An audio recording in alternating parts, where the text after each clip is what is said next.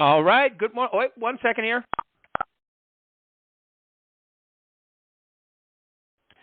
Sorry, I had to mute you all. Good morning, everybody. Welcome to, it is June 13th. Lucky 13 today. Great week to kick it into gear. Today we are very fortunate. The man who is the broker of, I think, all four markets, okay, and a man with his fingers on the pulse as far as the numbers go, Mr. Forrest Barbee. Forrest, welcome to the call. Hit *6 and we can hear you. *6, there it is. There he is, star of the day. So how you doing? I'm doing great. Yeah, getting ready for the supermoon next week. You know, supermoon. That sounds interesting. Supermoon next Tuesday night, 8:50. What is that? That's when the moon appears much larger than it is, and then it sets the stage for a 5-planet alignment toward the end of the month. And so the stargazers will have a couple of great opportunities here soon. So when they say when the planets align and the sky's open, this is what they're talking about. Exactly. Yeah. All right, good. Well, tell them a little about yourself, how long you've been doing this, and your career to get where you are today, my man. I think it'd be interesting for them to hear. Oh my. Well, let's see. 19 years with Americana right now. Mm-hmm.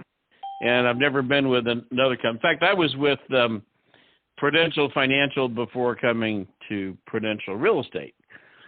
Wow. Because I remember when Prudential didn't do real estate, they did home loans, and they were better at it than any of the companies are today. But that's a long time ago. Right. And then Prudential got started actually in resorts, you know, which is pretty cool. Before that, I was a telecommunication engineer with, AT&T and weird stuff like that. Built satellite earth stations and did all kind of weird and insane things with the electronics. So spent some time at Area 51. I'm just kidding. Yeah, exactly. All right, cool. All right. So, and then you've been in real estate for over 20 years now, and 19 with here, right? Yeah. It's all here. Every bit of it's here. So, nice. because I was doing other things. I mean, I taught at UNLV. I taught in some, and I ran some programs in community colleges. After leaving AT&T, and did the old entrepreneurial thing and had bad timing, but I spent a lot of time traveling Europe trying to make money. Yeah, you also wrote a whole bunch of new, when I say new, in the last year and a half, of those CE courses online too, haven't you? Yeah, I finished up 18 hours of online CE because in Nevada, we do 36 every 2 years. Half of them have to be live, but the other half can be dead.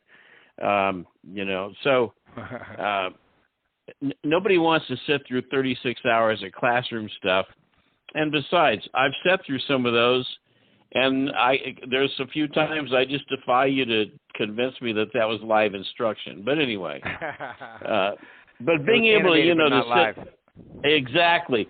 So, to be able to sit in front of your tablet, your computer, and knock out some CEs. But, the online stuff had always had a bad rap. And, it was like, okay, you read the, you read the PDF, you go take the exam. And I do admit, one time I took a class like that. It took me longer to register than to finish the course. But that's not good, Right. Because if you have to do these things, you'd want something with a little bit of content that would at least give you something you didn't have when you started. Exactly right. So, I worked real hard on getting 18 hours up so we could do that. I wrote a online property management pre-licensing to get your permit. And things like so. I've done a lot of online. I actually like the online. Yeah. I think I've done 4 of yours, and they were all very good, very educational. And you just read them, do the test, and then boom, there's a test at the end. So it's pretty easy to do too. So Yeah, and you can slip in some videos, some other things. Yeah. I turned on the comment section, never realizing or even thinking that those comments would eventually have a life of their own. Yeah. And so the attendees are actually commenting on stuff and then commenting on each other. And so I was like, wow, it's a whole different dimension of interactivity I hadn't even thought about. Right. Yeah, it's good, too. It's good to get them talking about it. All right, so I think everybody that's on, you could hear those bells, too. That's new people coming on. I think a lot of people are looking at the market, and they know that you have your blog and you have a good, your fingers on the pulse as to what's going on. So give them an idea of what you see happening out there right now. Well, we are definitely in a market that's changing. So a lot of different forces have sort of come together to create, I don't know, left turn, right turn, but it's veering off in a direction right now. Nothing to be alarmed about. But, for example, I know that some of the people in the very high end of the Las Vegas market were, whining a little bit this week to me about, well, it's getting soft and, it's slowed down.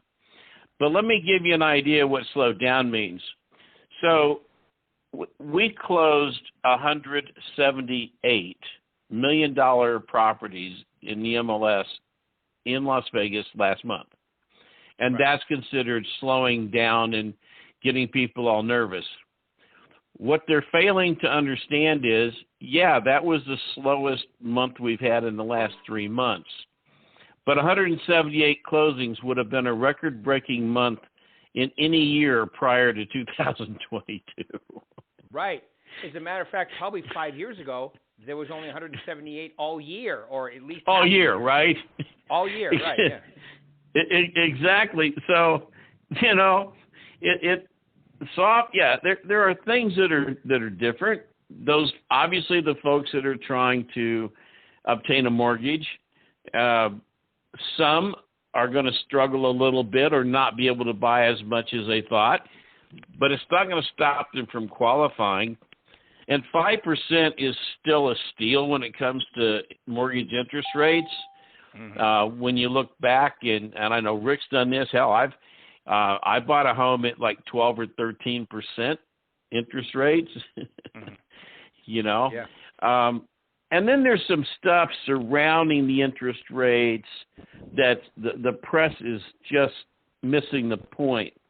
But I think, Larry Tate is the one who really gets it right over in Yorba Linda. It's like there are too many pundits out there that are trying to draw analogies between interest rates in this market and other markets. And they would like to convince us that as the interest rates go up, that the prices are going to fall. That's not a true connection that one can make, particularly in this market. The rise or fall of the market prices has a lot more to do with supply and demand and what shape the economy is in your particular locale. And so when you pick up the paper here and you see we're creating 6,000 more jobs here, we're creating 1,800 more jobs here. That ability to create jobs and dynamically change our economy in some really good ways, that is not going to contribute to downward price pressures at all. Right. Because the people that are coming in here, whether they're paying cash or whatever, they can afford these loans.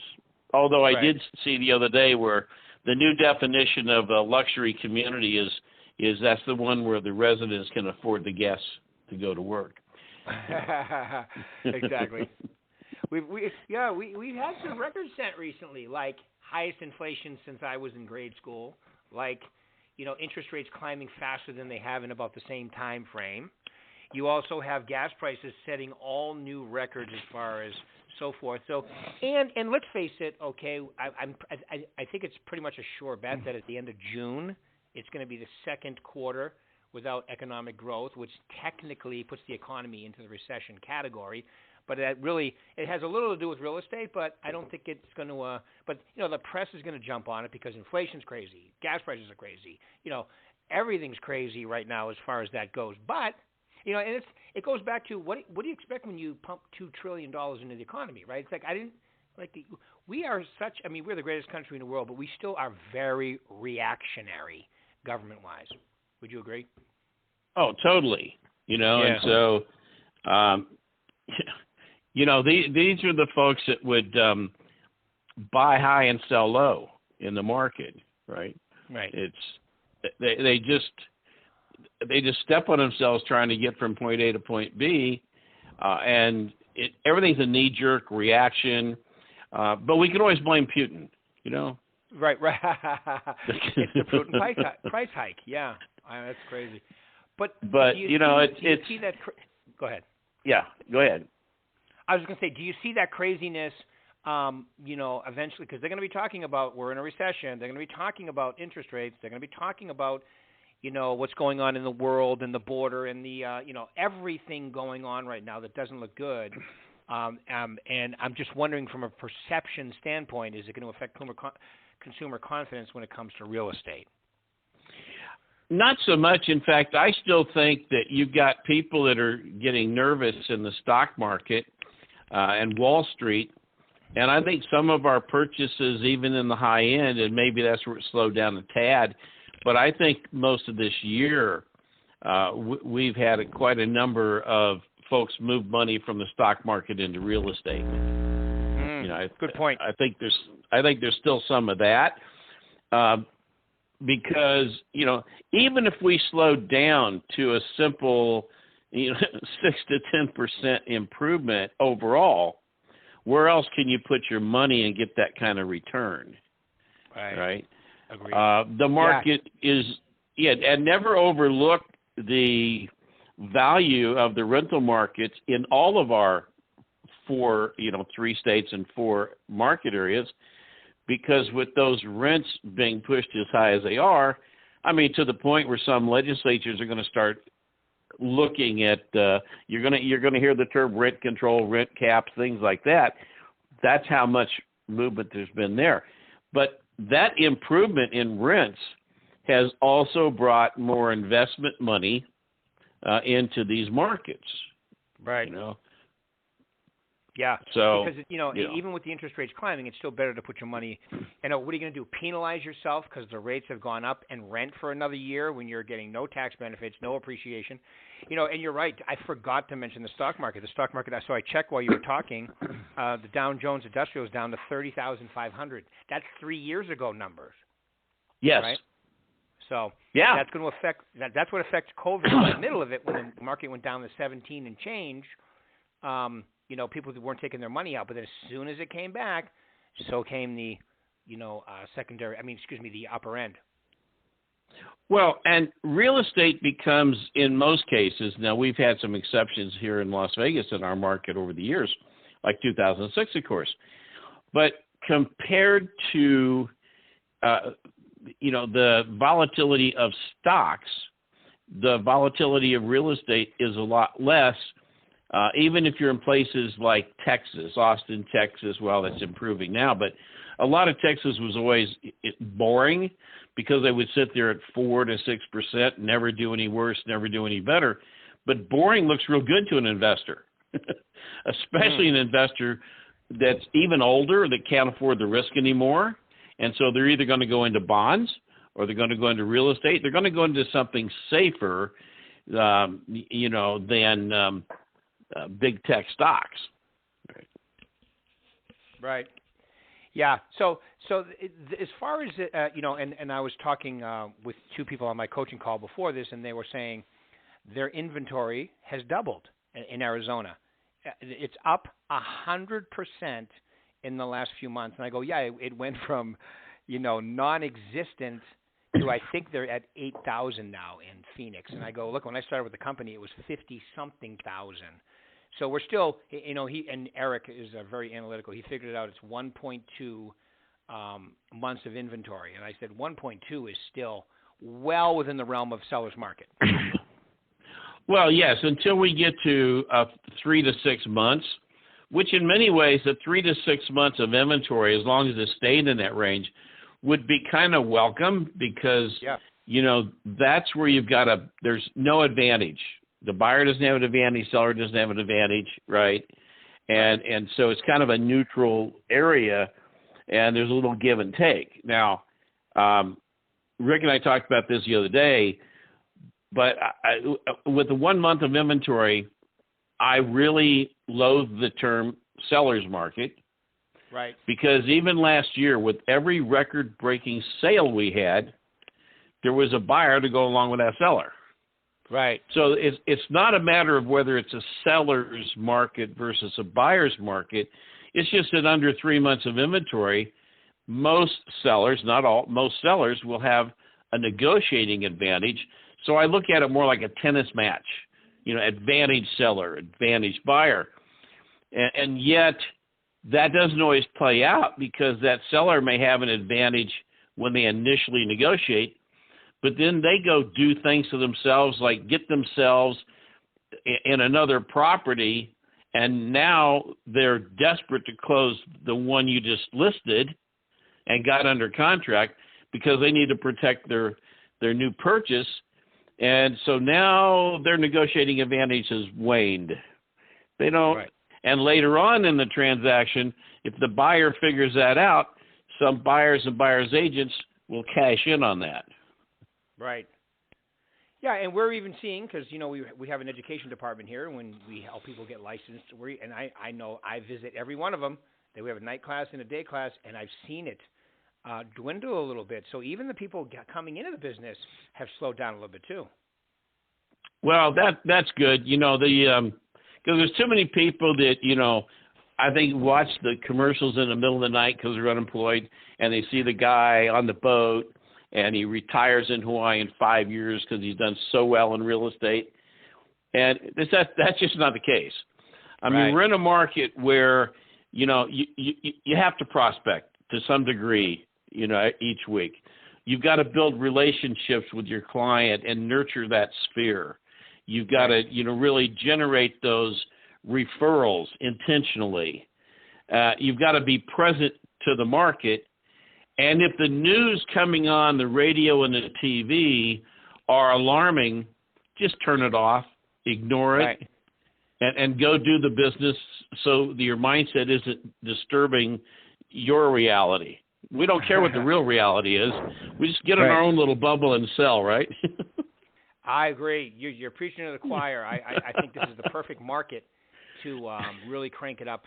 And I spoke to a few agents this morning that are doing that, and it's like, I'm taking more listings, and there's a few more expireds, and there's a few more, and the for sale by owners are listening better now. And that's the one good thing about the news. It's that they'll over sensationalize this so people will believe it's a lot worse than it is, and guess what? When they believe it's worse, they believe they need you more. So it's kind of a good thing. The press can be helpful at times. Yeah, I mean, the press is great at creating misperceptions that you can take advantage of. Right, exactly. At the same time, the press does, I think, a reasonable job. I've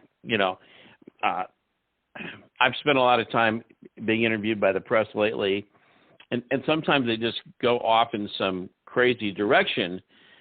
They mean well, but they have a real hard time. They're looking at the entire market as a whole, like all of Greater Las Vegas or all of Phoenix or all of Orange County. But that's not our world. We work in a handful of communities or subdivisions, and what's going on in each of those could be vastly different than what's going on in the overall market. Sometimes even by price point, because, we're even seeing in all these markets, we're seeing anything under 400,000 is just quickly evaporating, and 400 to 700, except in Orange County, is kind of the sweet spot. In Orange County is 400 million to 700 million. No. Right, yeah, exactly. Different world over there. Isn't it 1.1 now or 1.2, the average sale price? Yeah, you're in the 1.1, 1.2 range. But, now they talk about the super luxury market. Well, now you got to be 3 to 5 million or above. Wow. To be in that range.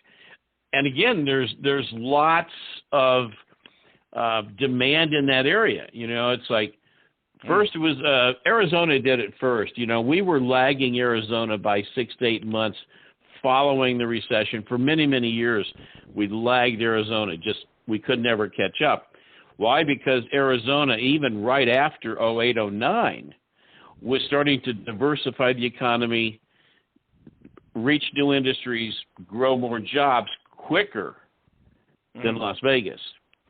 Right. And then Las Vegas comes along, and not only did we grow our existing industries, but the new industries that are coming in, entertainment, sports, not only are they adding value to the economy and creating more demand, but they have a synergistic relationship with gaming, hotel and tourism, and hospitality. So all of these industries are reinforcing at the same time. So even those areas that were struggling, like high rises that were still they were built, but had a lot of gray shell spaces, all the high rise suddenly have new life, right? Yeah. Yeah, the high rise. I mean, I think our number one agent last year in Las Vegas, her primary market is high rises. It was high rise, right? Yeah, which kind of took a little bit of a hit in early 2020, but came back strong in late 2020 and all the way through 2021 and even through now. So those HOAs become less important when the market's climbing at 20% a year. But she's a good example of if you just followed the stats, what you saw was a market that was being clobbered by market forces. The high rise was struggling, couldn't generate the kind of sales, and then it finally came out of that. However, because there were so few sales executives in that market segment, my God, she made out like a bandit despite what the stats said.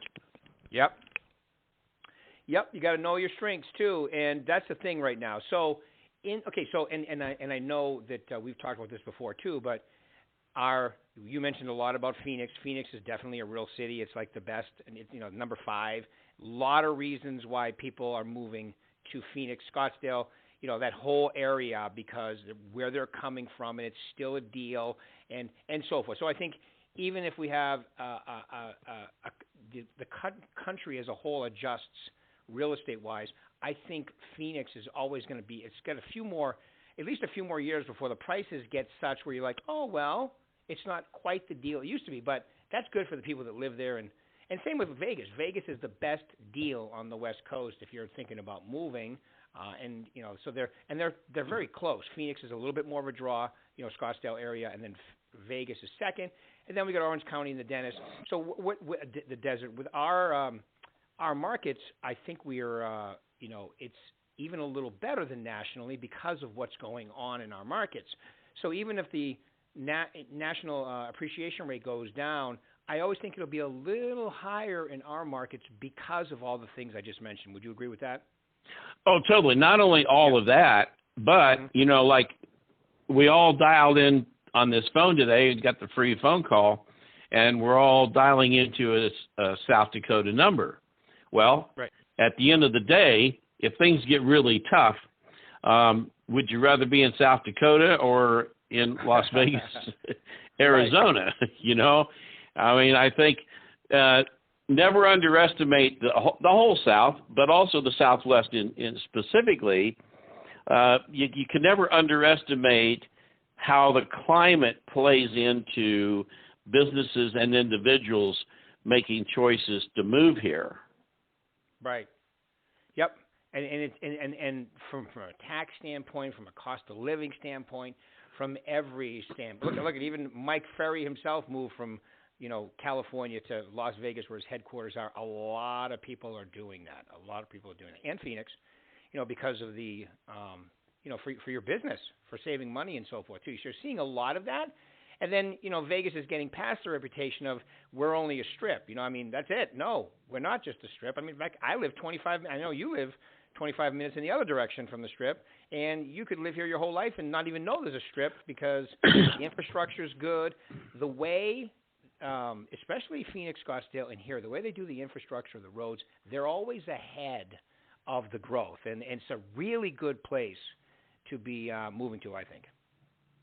Well, it is, and you're right. I live like 5 minutes from one of the entrances to the Lake Mead National Park area, and so, I mean, the only time I see Las Vegas is from the hills up there, and I see the skyline. I know where it's at. I haven't lost anything there, so I can go there if I want to.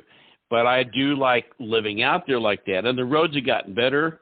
The bypass from Hoover Dam to go down to like Kingman and Oatman and Phoenix, fabulous. It really is. And if you haven't been to Oatman, you got to go to Oatman. I mean, Definitely.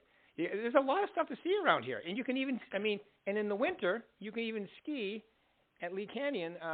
45 minutes up the road, which is not a bad little ski area. No, not bad at all. So yeah, I mean, I've been able to get out, and when I had a couple of days off, I got into the hills up above where I live, and got some great wildlife shots of bighorn sheep and coyotes and all kinds of stuff. Yeah. So it's kind of it's a lifestyle, but I think that's what people are coming here for, is a lifestyle. But more importantly, the economy is supporting all of it. It's, because I live in an area that was all but gone until the economy came back. Lake Las Vegas was a resort area that all but dried up and went away. Right. And then got revived. And it's thriving and reviving, and you got to love that. And like Scottsdale, another spot I love. I love old downtown Scottsdale. Yeah, it's gorgeous. I remember when I first moved here, I think 12 years ago now, I think 9 years ago, I did a Spartan race at Lake Las Vegas. We actually swim through a little part of the lake, and it was crazy. But, yeah, it was a ghost town up there compared to the way it is now. Yep. Now we're still trying to find out who was in the barrel at Lake Mead, but, we know it's a mob hit. We'll find out. Exactly. There's a lot of holes out there in that desert, and Las Vegas used to be a lot different than it is today. All right. So we got a couple minutes left. So just give them an idea. I'm an agent. I see this in front of us. What would you tell them is the best thing to focus on right now? Focus on a narrow area that you want to master, whether it's geographical or demographic, but just find that niche you want to be in. Kind of don't pay too much attention to the market. The 2022 market is on its own. It's not going to look like 2021. So that's a disconnect. But there's a lot of people out there that still want to do something. Think about this. People now in all of our markets are looking, in many cases, to relocate to be closer to work because of the gas prices, because of that commute time. Other people are still looking to taking advantage of working remote because they can. So those are the other lifestyle forces that are going to help us find clients. Right. Yep. Keep it simple. Talk to people. Fill your pipeline. Use your VAC 2.0. We got great tools as a company to stay in touch with them too. Yep. Cool. Yep. Any other words of wisdom you want to leave these lovely people before we call it a morning? No, just, go take a listing for Rick today and go do an open house before it gets too hot. All right, Forrest. Well, I really appreciate you taking your time out today. This was very helpful. And, I will see you in the hallway. You got it. Bye, everybody. Thanks, Forrest. Thank you.